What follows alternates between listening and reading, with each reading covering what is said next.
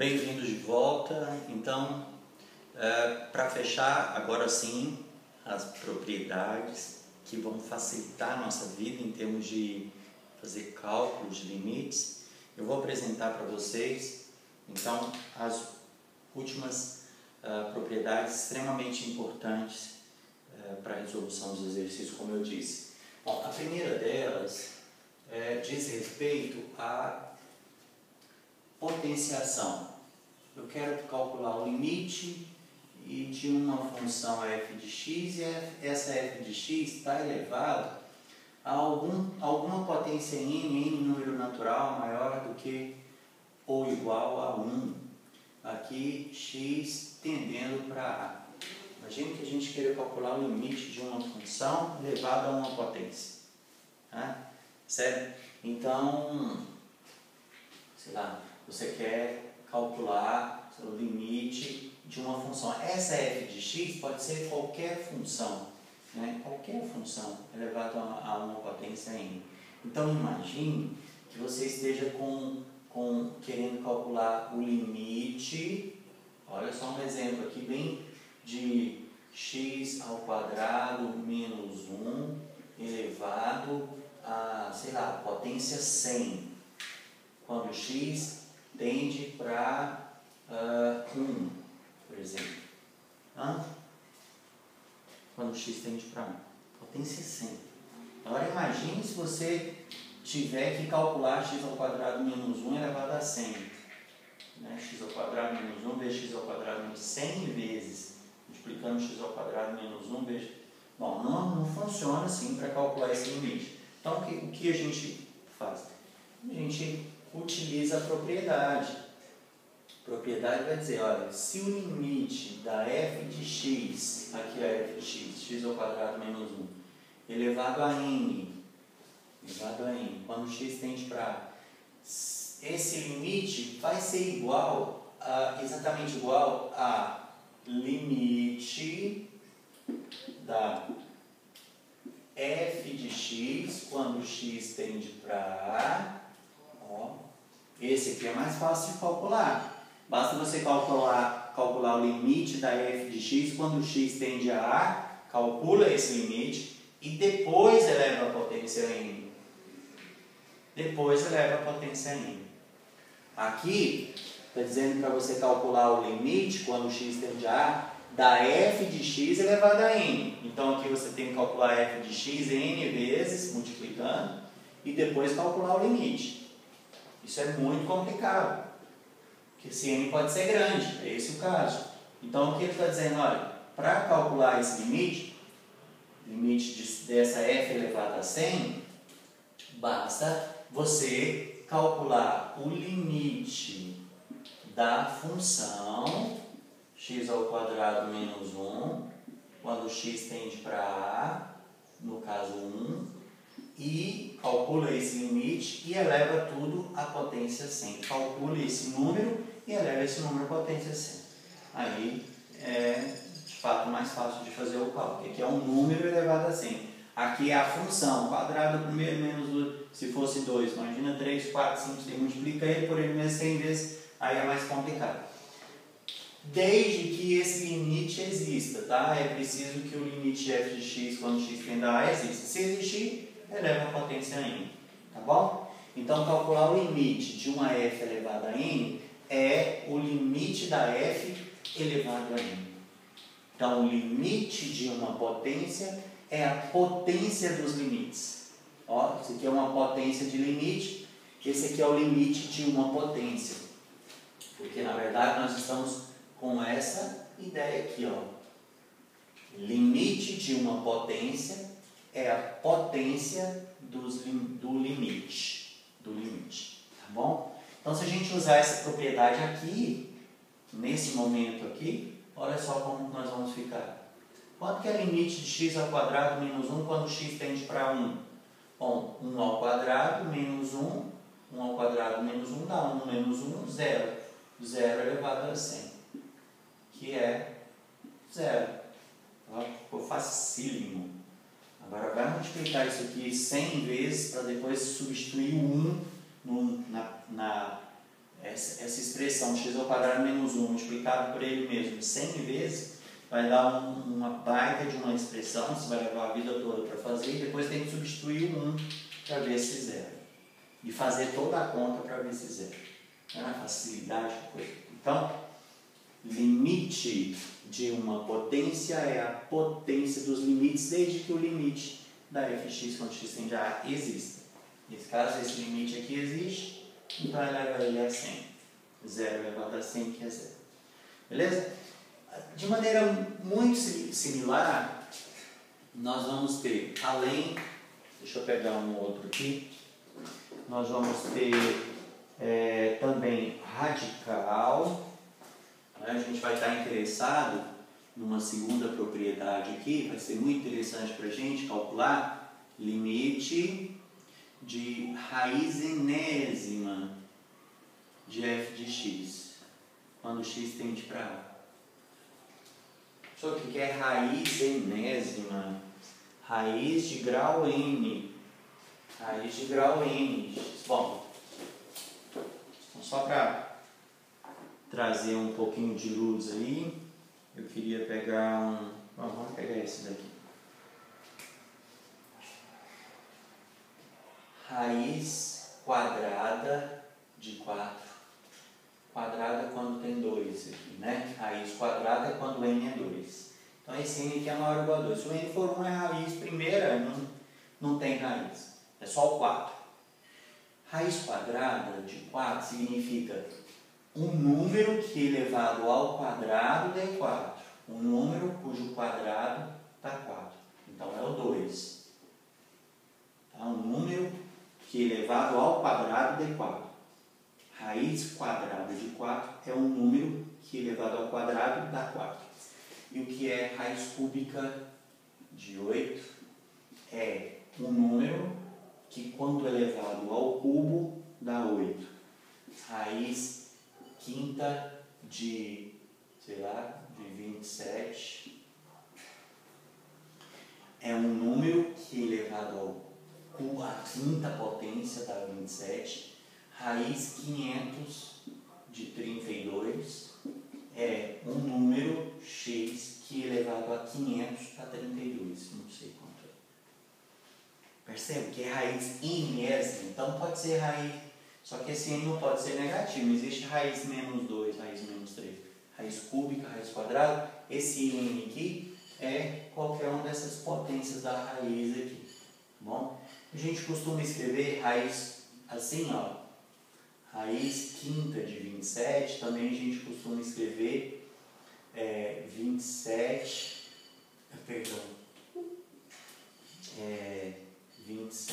elevado a 1 quinto. 27 elevado a 1 quinto é a raiz quinta de 27. Raiz quinta de 27.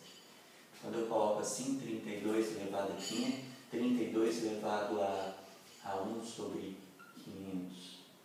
Tá? Quando eu escrevo assim, 4 elevado a meio, eu estou querendo dizer raiz quadrada de 4. Tá? Também a gente usa assim, para raiz quadrada, para raiz 500, para raiz quinta, quinhentésima, né? Raiz quinhentésima, raiz quinta. Então só para justificar para vocês a notação, que é raiz enésima. Esse n é qualquer número que você queira. Qualquer número que pode aparecer em maior ou igual a 2, essa f de x é qualquer função. Se existir um limite aqui, então, deixa eu voltar aqui para o meu azul. O limite da raiz enésima de uma f para facilitar a vida nossa, poderá ser calculado assim, ó. Você vai extrair a raiz enésima do limite. Olha que beleza. Limite da f de x quando x tende para A. Então, desde que esse limite aqui exista, agora tome cuidado. Tá? Então, primeira coisa, esse limite tem que existir. Se esse n for 2, por exemplo, raiz quadrada, então esse limite aqui não vai poder ser um número negativo. porque não tem raiz quadrada de menos 2 dentro do conjunto dos números reais. Tomem cuidado. Quando é que eu vou poder usar essa igualdade? Limite da raiz enésima de f é a raiz enésima do limite da f. Quando é que vamos poder usar isso? Bom, primeiro, quando esse limite aqui existir, o limite de f de x quando x tende para a. Esse limite que está dentro da raiz aqui precisa existir. Além disso, além desse limite existir, precisamos ter um cuidado rigoroso para garantir que é possível calcular a raiz desse número, porque o limite, quando ele existe, ele é um número, né? Então, se esse número for negativo, e por exemplo, se você tiver a raiz quadrada, que a gente não usa nada, né? Se você tiver a raiz quadrada, então o que está aqui dentro não pode ser menos 2, não pode ser um número negativo. Ou se for raiz quarta, também não pode ser negativo. Qual é o número que elevado à quarta potência dá menos 2? Isso é impossível. 4 é um número par. Não existe nenhum número que elevado à quarta potência dá menos 2. Quando você leva um número a uma potência par, o resultado é sempre um número positivo. Não é? Então, se aqui for 2, 4, 6, 8, 10, qualquer número par, se o n for um número par, então esse número aqui tem que ser positivo, senão não dá para calcular a raiz dele. Não dá para calcular a raiz n-ésima de um número negativo se esse n for par. Raiz n-ésima de um número negativo se esse número aqui for um número, se esse número n aqui for um número par. Não dá. Nenhum. Porque você precisaria encontrar um x, imagine que aqui é negativo, menos a ou a maior que zero. Então, menos um x elevado a um número par vai dar um número negativo. Não é possível. Toda vez que você pega um número e eleva a um número par, ele fica positivo, né? Menos 2 ao quadrado é assim, né? Menos que multiplica menos, mais. Se for ao cubo, tudo bem. Existe raiz cúbica de menos 8? Existe, é o menos 2. Por quê? Porque menos 2 ao cubo dá menos 2 ao cubo dá menos 8. Percebe? Menos 2. Raiz cúbica de menos 8 existe? Existe. Existe raiz quarta de menos 16? Não, não existe.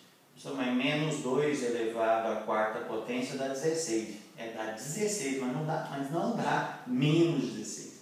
Não tem nenhum número que elevado à quarta potência dá negativo. Sempre ficará positivo, ok?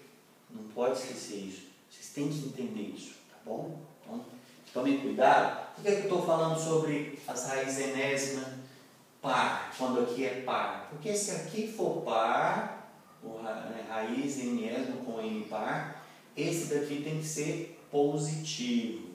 Então, quando é que o limite da raiz é a raiz dos limites? Quando raiz enésima, né? Quando esse n, pode ser qualquer n, raiz n, mas se esse n for par, o limite aqui tem que ser positivo.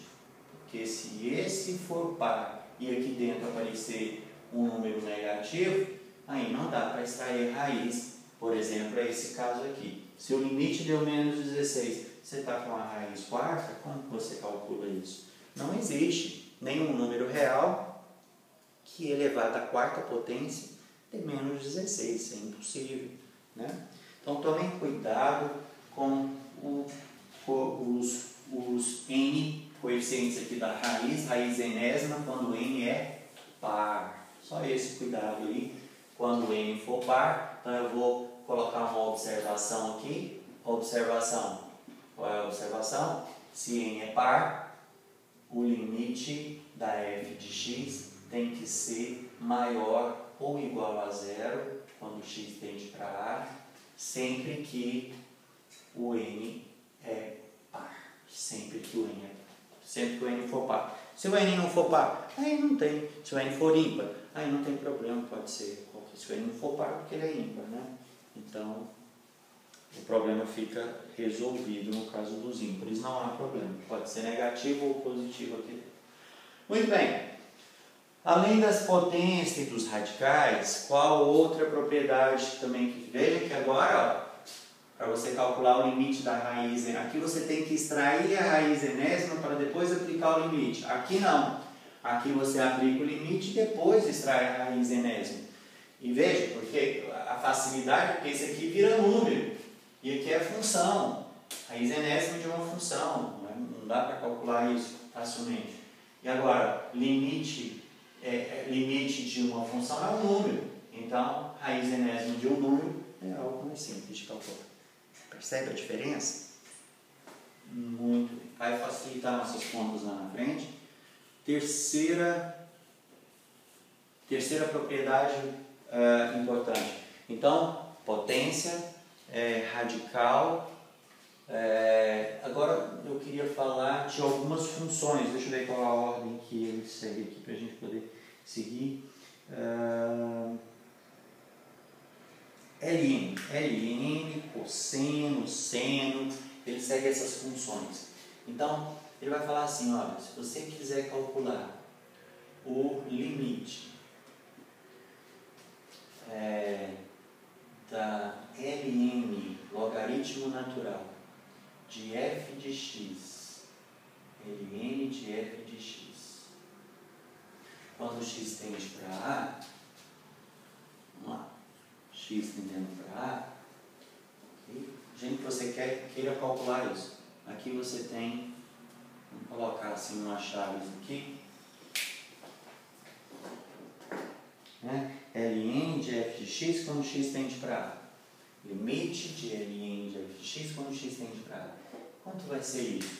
Bom, olha, veja que aqui você tem que calcular o Ln de f de x e aí fazer o limite desse Ln de f de x e a propriedade vai dizer, olha, na verdade, para facilitar a sua vida, você pode primeiro calcular o limite do f de x, você pega o Ln e calcula o limite da f de x quando x tende para A. Quando x tende para A. Calcule o limite da f de x e depois olhe para o Ln desse número, porque é Ln do número. Facilita a sua vida. Então, limite do logaritmo é o logaritmo do limite. Tá bom? Isso com o devido cuidado, novamente, porque você vai calcular Ln desse número. O número é esse. Eu estou falando número porque o limite de f de x quando x tende a A é necessariamente um número, ou mais infinito, ou menos infinito, né? Mas para a gente poder calcular o Ln precisa ser um número real. Muito bem, então nessa situação a gente tem condições para que o Ln exista, não é? Eu não posso calcular Ln, lembra da função logaritmo natural? Eu cheguei acredito que eu cheguei a comentar para vocês quando a gente falou sobre função, foi uma das funções que eu fiz o gráfico para vocês, lembra? O Ln, ele tem uma propriedade assim, um gráfico assim, né? Lembra como que é? Ln de 0, 1. Quando x é 0, o Ln é 1. E ele vai vir aqui, ó, passa pelo 0 e vai fazer uma curvinha subindo, indo para infinito. Então, aqui, quando x é 0, perdão, quando x é 1, perdão, quando x é 1, aqui eu estou desenhando uma coisa e falando outra, né? Quando x é 1, o y é 0. Né? Então, aqui no x1, ok, o gráfico é esse aí, Ln de 1 é 0, se você pegar qualquer x, ó, lembra do gráfico que a gente fez? Então, qualquer x entre 0 e 1, o que acontece com o Ln? Não, sempre os valores de Ln vão ficar negativos. Mas a gente não tem no domínio da Ln números negativos, olha os números negativos aqui. Qualquer x que você pegar aqui, não existe Ln de x. Não corta o gráfico está sempre do lado direito aqui do eixo y, lembra? Ok? Então, não existe Ln de número negativo, a gente não tem como calcular o Ln de -1, Ln de -2, ok? Bom, então, só destacando, então, essa ideia.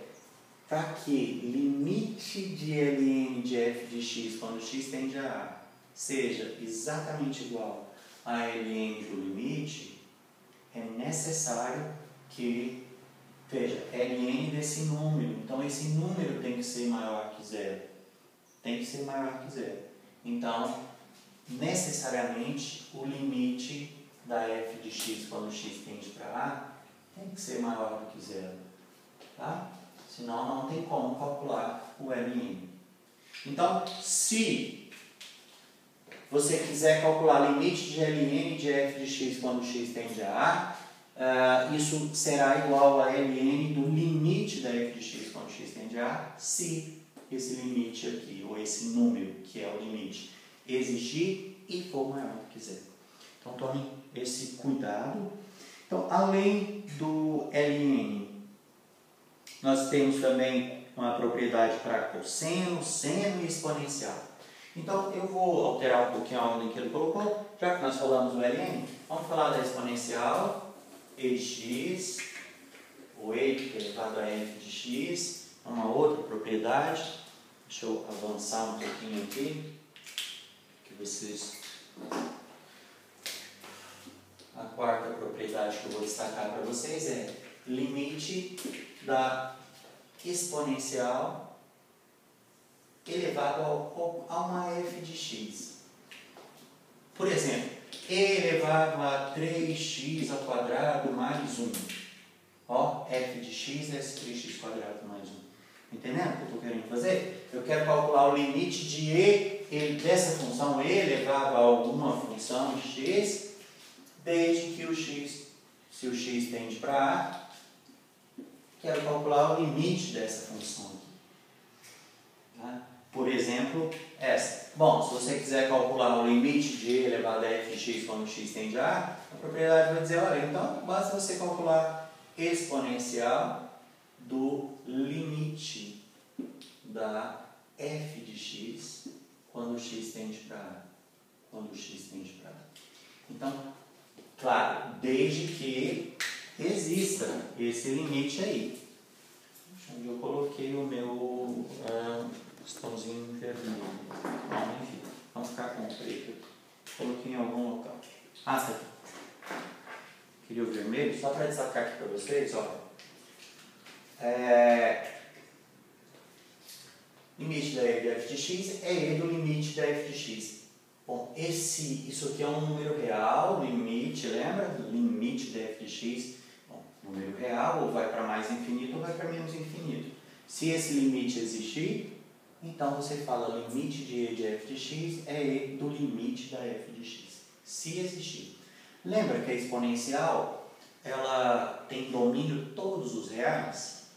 A imagem são os reais positivos. Tá? Vamos recordar o gráfico aqui novamente para vocês ir fixando. Ó, exponencial, função inversa do logaritmo, lembra? Inversa do logaritmo. Então, se o logaritmo faz essa curva aqui, e a exponencial vai fazer uma simétrica à origem, então vai fazer uma curva assim, subindo. Isso é exponencial de x e de x. Tá? E aqui a gente tem o 1 novamente, ó, corta o eixo y, quando o x é 0, o y é 1. Muito bem, e de 0 a 1. Toda função exponencial assim. Aliás, eu fiz para basear, aqui eu baseei o número neperiano. Muito bem, mas comentei com vocês, lembra? Da baseei. Muito bem, então, esse é o gráfico da exponencial, demonstrando aqui, olha, o gráfico mostra claramente, nós temos qualquer x que você pegar, tem imagem. Imagem está sempre positiva. Então, domínio todos os reais e a imagem reais positivos. Estritamente positivo, a imagem é estritamente positiva. Muito bem. Então, portanto, não há restrição para o domínio. Então, o limite da f de x pode ser positivo, não importa, pode ser qualquer valor. Desde que exista. Se existir o limite da f de x com x tendendo a A, limite de e de f de x é e do limite. Então, o limite da exponencial é exponencial dos limites, desde que o limite exista, sempre com essa restrição, se o limite existir. Bom? Ótimo. Então, para finalizar, de fato, todas as propriedades que foram listadas aí no nosso texto, eu vou destacar essas outras duas, que são seno e cosseno. Então, só recordando,